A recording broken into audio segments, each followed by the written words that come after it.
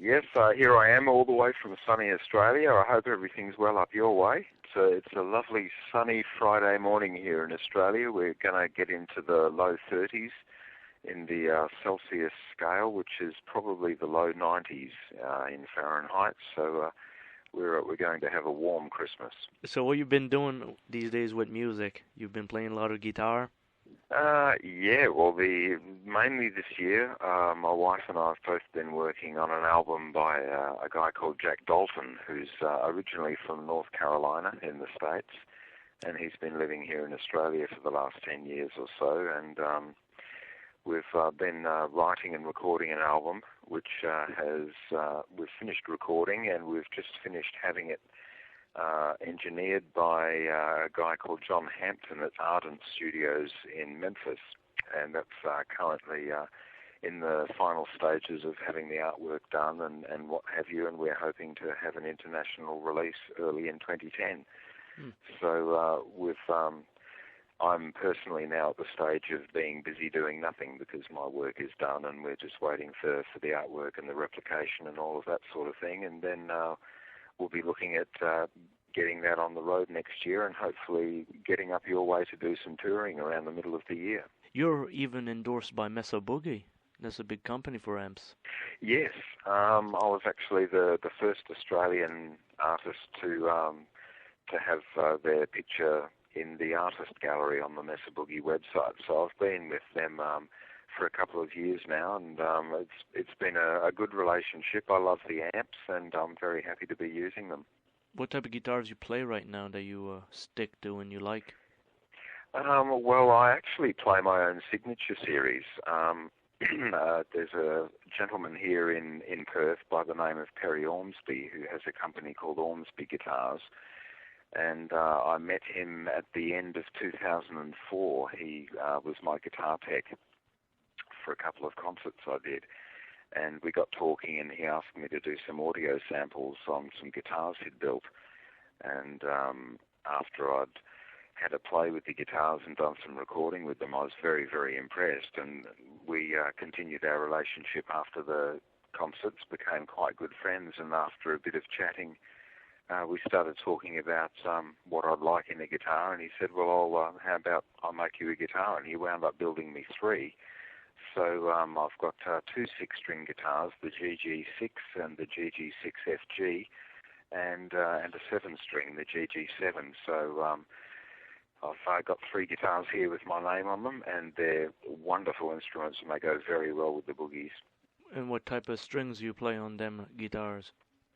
I use 9 to 42 gauge. Normally I'll use either Diodario strings or DR strings. They're both about the same tension, so I can go between the two brands without having to rebalance the bridges on my guitars. And I've been using them for about as long as I can remember. I've tried a couple of different brands over the years, but I always seem to come back to the Diodario. And they work well with the guitars, and they stay in tune, they don't break, and that's all I can really ask of for a string. Pretty happy with all the stuff I'm using at the moment. I'm in a lucky place. So your guitar's staying in perfect tuning all the time? Everything's great with them?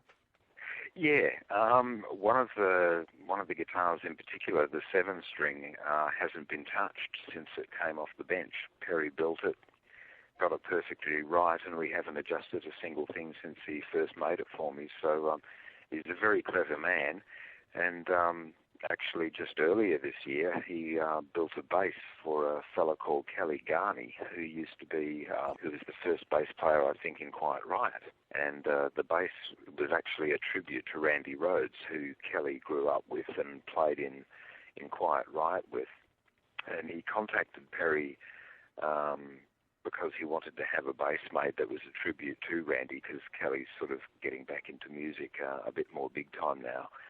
And embedded in the headstock of this bass is Randy's thumbnail, which Kelly sent to Perry. And it's a beautiful bass. It's an 8-string instrument, and on the back of the guitar is a maple panel with a laser-etched portrait of Randy on it.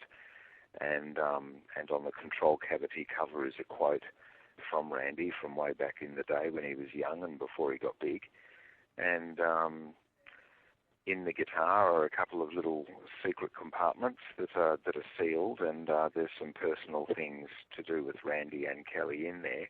But I believe there's an interview with Kelly coming out in December or January with the Guitar World magazine, so there'll be more details there. But it was quite a thing for Perry, who is a huge Randy Rhoads fan himself, to build a bass that was a tribute to his hero, and to make it for someone like Kelly Garney. So it won't be very long now before everyone on the planet has heard of Perry Ormsby. Randy Rhoads in this bass. Yeah, we've had the Ibanez guitars that claim to have some of Steve Vai's DNA in the paint, but this is actually Randy's thumbnail. That it's a reasonably long story, but Kelly came to own this thing after Randy lost it in a bit of a scuffle one day, and I'm sure Kelly will go through the story in his interview. But the thumbnail was found, and Randy said to Kelly, almost as a joke, "You can keep that." And Kelly did, and over the years he'd been offered quite a bit of money for this thumbnail because Randy is of course a bit of a legend now, and he sent it down here so it could be inlaid in the bass. And I was actually in the Ormsby factory the day that the thumbnail arrived by courier. And it was a little bit of a Harry Potter moment, We stood around and we opened the box, and there was this little thumbnail sitting there, and it was, you almost expected a column of light to come shooting out of the box when it was opened, It was quite a thing to be in the presence of part of such a legend, and a few people may have thought it a little morbid, but what better place for a part of Randy Rhoads to go than into a musical instrument that was going to be played by one of his best friends. So the instrument itself is stunning. I had a bit of a play of it before Perry took it to Las Vegas to deliver it to Kelly, and he really outdid himself with the instrument, and I believe it's been insured for something like $500,000 US. Mm-hmm. So it's quite a valuable instrument, and it's one of a kind. And it is now part of the Randy Rhoads legacy and the Randy Rhoads legend. And it's got Randy Rhoads' DNA in it. My word, the whole thumbnail. The whole thumbnail. Actually inlaid in. Yeah, well, the thumbnail. It's inlaid in a piece of clear lacquer that is embedded in the headstock. And can you see it? The bass. Perry cut a hole. Yeah. Wow. So it's just sitting in there, and this is now. Wherever Kelly goes and plays a gig, he's going to have his best friend with him. So it's quite a good vibe, and it was really cool to be part of it in a small way. And you said Steve Vai's DNA in the paint on which instrument? Well, that was a series of the Ibanez gems that they brought out that had a multicolour paint job similar to the first 7 strings that they made, and I guess for real hardcore Vi fans, I guess it might be a point for them. And exactly how they did it, I don't know. They quite possibly dissolved a few bits of hair or toenails or something in them. Might be a little bit gross, really, but yeah, it was just probably as much as a marketing thing as anything else. But Steve has had an ongoing relationship with Ibanez Guitars now for quite a few years, and it was just something that they decided to do that was a little bit unique. But Perry went one step further and actually had a piece of the man in his instrument. So yeah, it's I guess you do whatever you can to sell a guitar these days. So you're a Randy Rhoads fan yourself? I actually came. I hadn't actually listened to a great deal of Randy through the. I think Randy passed away around the 80s, and that was just as I was turning pro. So I was doing a lot of playing in the early 80s, and I didn't have a huge amount of time to sit down and listen to a lot of music. Around that time, I was a fan of bands like Rush and that sort of thing. So I didn't actually really get back into post-Black Sabbath Ozzy Osbourne until I heard the No More Tears album, and that really got my attention. I loved what Zakk Wylde was doing on that album. And so I sort of went back through the history once I got back into Aussie and found Randy's stuff, and also working with Perry. Perry also makes a replica polka dot flying V, which was, the signature guitar that Randy used for a while. And it was because of those guitars that Kelly caught up with him, because he was just looking on the net, and the word on the forums and what have you was that this guy in Perth, Western Australia, made the world's best Randy Rhoads guitar replicas. And that's what helped Kelly to track Perry down. But it wasn't until later that I started hearing the earlier stuff that Randy had done with Ozzy and what have you, and so I sort of became a fan after the fact. My wife and I are also friends with Bob Daisley, who was one of the early bass players in Ozzy's band. He was in the original Blizzard of Oz band. So he worked with Randy and knew Randy, and we got to know Bob by when we did some gigs with him over in Sydney a couple of years ago, and we've stayed in touch. So there's a few points of contact there, and just goes to show there's never too many points of separation. So what are you going to be doing in 2010 mostly? Promoting this new album? Well, the first thing we'll be doing is getting Jack's album out there. The album is called Icarus. Okay. And Jack he's due to be in America over the Christmas holidays when a lot of people in the recording industry are on hiatus. So he's got some people with some labels, some publishing companies and some management companies to be meeting with over there.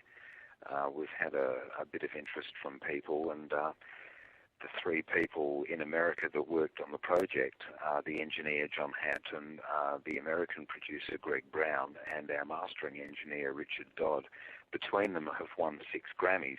So we're hoping a little bit of the magic will rub off on us, and we'll be doing a few shows in Australia once we get the album released.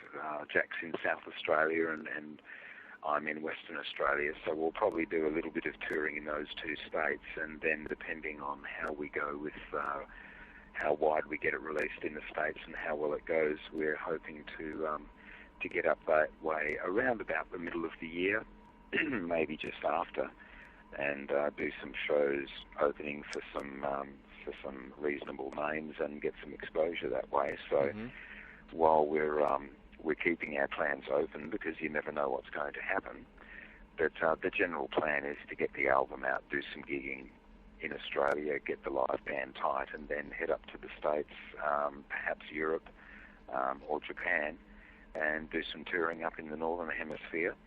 And then after that,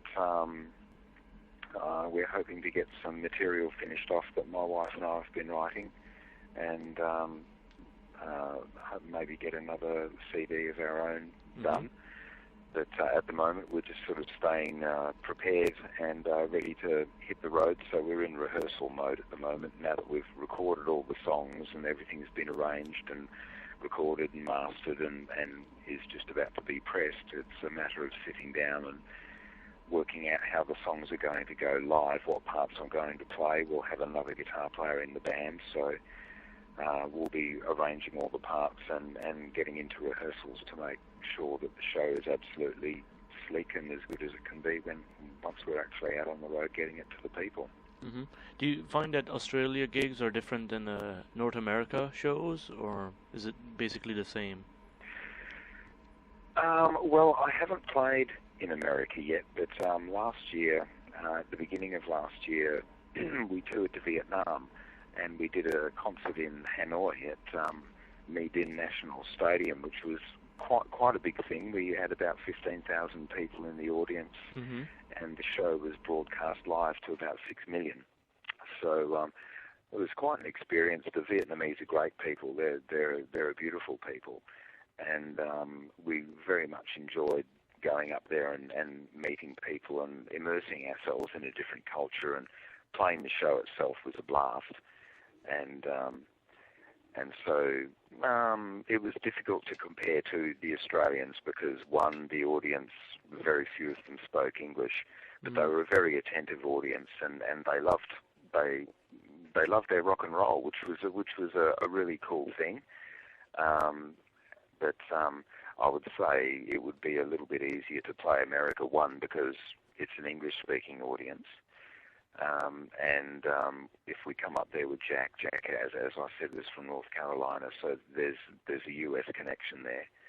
But we've got a few friends in America that we've made over the years, both on the internet and by a few other things. So it'd be great to get up to America and put faces to the names and the voices. And there's a few people in Los Angeles that we're hoping to catch up with when we get over there. So really looking to get in amongst with it and meeting some of our American friends. Awesome. Well, Graham, it's been a pleasure talking to you. Certainly, well, mate, it'll be my pleasure, and thank you very, very much for having me on the show. No worries, mate, I will do, and you keep rugged up warm, and hope you don't have to spend too much time shoveling snow out of your driveway. Well, we won't. We'll try not to. So you have a good day, and I'll have a good night. Good man. See you later. Thank you very much, mate. You take care. You too. Bye-bye.